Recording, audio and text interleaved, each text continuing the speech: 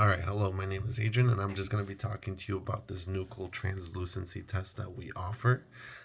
This is a screening tool that we used to kind of assess the risk for any chromosomal abnormalities such as Down syndrome. And it is a screening tool, which means it is non-invasive, which means also that there's a low risk of any harm or complications or side effects to the test. And I will go over what the process looks like in terms of how the test looks like. And the first thing that I want to clear up is that there is no yes or no answer to whether or not the fetus will have a chromosomal abnormality just based on this test. This test is a screening tool which just assesses the risk for abnormalities.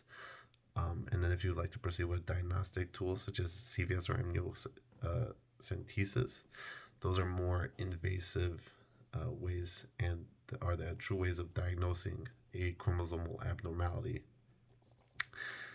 So a little bit of background. This nuchal translucency test. So at the end of the first trimester, there's a little bit of fluid that builds up behind the neck and head area of the fetus.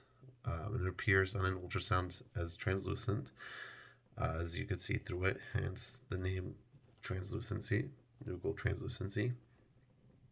And this fluid is not harmful to the fetus at all.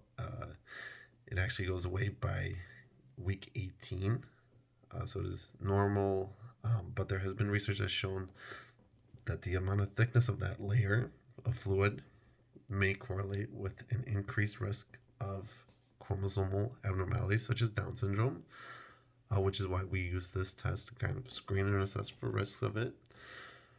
And so we do this test at about 11 and a half to 13 weeks of pregnancy.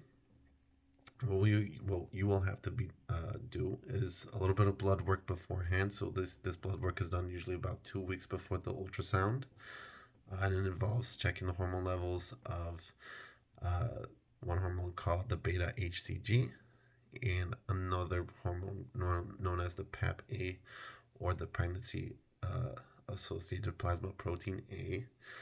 So you'll get that done, and then you'll come in for your abdominal ultrasound. Very simple. We'll take a look at that layer.